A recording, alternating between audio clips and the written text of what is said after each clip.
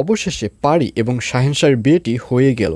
বিস্তারিত জানতে সম্পূর্ণ ভিডিওটি দেখতে থাকুন। আসসালামু আলাইকুম প্রিয় দর্শক, সবার কি অবস্থা? হাজির হয়ে গেলাম দীপ্ত টিভির নিবেদিত দেনা পাওনা নাটকের 37তম পর্বে কী সব ঘটতে চলছে তার অগ্রিম খবর নিয়ে। এই পর্বটিকেও মিস করবে না, কারণ এই পর্বে আপনারা দেখতে পারবেন পারির বাবাকে দেখা যাবে সে হাজার চেষ্টা করার সত্ত্বেও পারির বিয়েটি আটকাতে পারল না, এবং এক পর্যায়ে পারি এবং শাহেনশাহের বিয়েটি কাজের মাধ্যমে হয়ে যাবে। তবে এই বিয়েতে পারিও অনেক কষ্ট পাবে।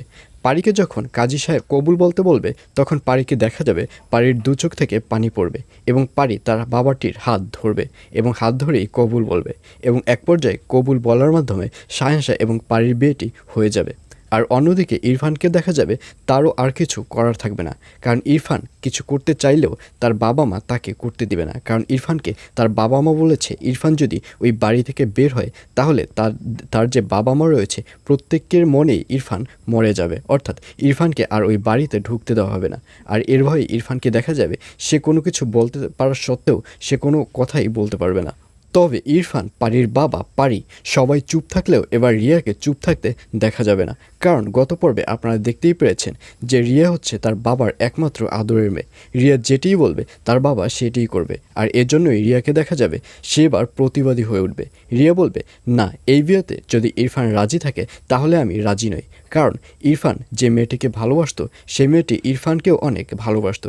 সেই মেয়েটি যেহেতু তার নিজের বিপদ নিজেই ডেকে নিয়েছে, সেহেতু আমি আর ইরফানকে বিয়ে করতে চাই না। ইরফানের উচিত ছিল ওই মুহূর্তে ওই মেয়েটির পাশে দাঁড়ানো। ওই মেয়েটিকে যদি ইরফান বিয়ে নাও করতো, তাও ওই মেয়েটিকে কিছু কথা বলে প্রতিশ্রুতি দিতে পারতো, ওই মেয়েটিকে বিপদের হাত থেকে বাঁচাতেও পারতো। কিন্তু এসব কিছুই ইরফান করেনি, আর এর পিছনে আপনারাই দায়ী। এই বলে ইরফানের বাবা মাকে দেখিয়ে দেবে, এবং এক পর্যায়ে রিয়া বলবে, আমি এই বিয়েটি করতে পারবো না, আমি আন্তরিকভাবে দুঃখিত। এই বলে রিয়াকে দেখা যাবে সে তার বাবাকে নিয়ে ওই বাড়ি থেকে বেরিয়ে যাবে।